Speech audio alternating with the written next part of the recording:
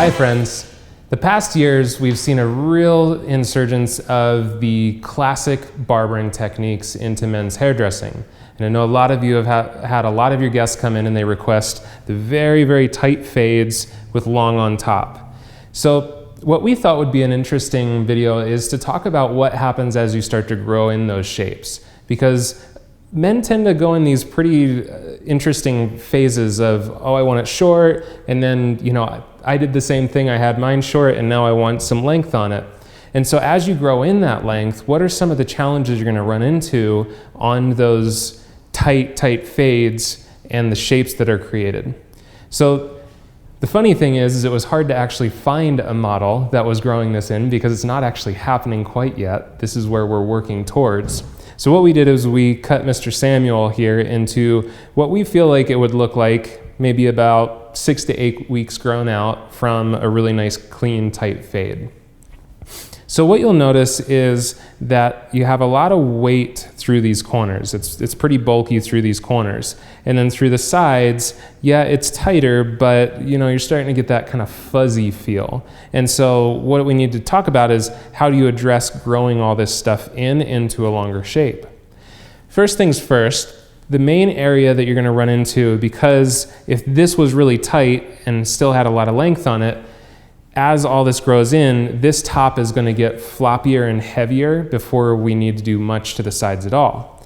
So as your guest comes in, the main area that you're going to need to address is keeping the length actually down a little bit on top.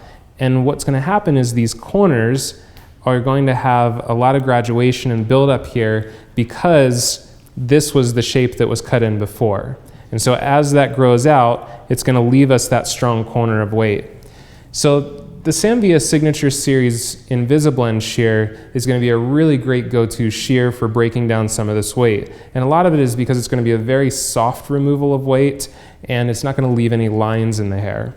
So to adjust that, all you're going to do is you're going to come up and you're going to find your corner and you're going to use your blending shear to work through that corner of weight.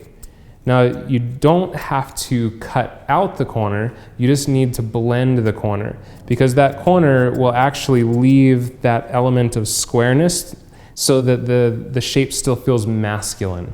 If you round that completely out, it might get too circular feeling, which doesn't really have a very masculine feel. You'll just take vertical sections and continue that all the way around the side on both sides to break in that little bit of weight so it doesn't become excessive. So the other area we need to address is these sides because really these sides were cut so severely blunt if they were that clipper type of a fade. A clipper leaves a really hard solid edge. So as that grows in, you're gonna have a really solid heavy edge there. And so we need to soften that up so it can grow in easily. So now we're actually gonna switch to the Signature Series blending shear, which the reason I'm going here is it actually takes just a little bit more out per cut than the Invisablend shear. What we're going to do is we're going to come in and we're going to do a shear over comb technique. And we're just going to come through and we're going to hit those mid to end pieces just a few times. So it's really just going to be like 1, 2, 3, maybe 4 cuts as you're working up the head. And what we're doing there is we're starting to break up the mids and ends of the hair so that they have a softer feel. Because if they're too blunt, it's going to be really hard for him to manage as it's growing out and control with the product. So again, we're going to come in wide teeth of the short cutting comb here. And we're just going to come through and do 1, 2, 3 cuts through the mids and ends of the hair. And that's going to help soften up the texture so that when he puts some product in it and brushes it back, it will actually want to lay down. And it's going to have a much softer visual texture to it because those blunt edges are really tough for growing out. Trust me, I went through it. So those are really the 2 key areas as you're working with these guys that are going to be growing out these really tight fades. You got to address the top, make sure you keep a little bit of balance through the top.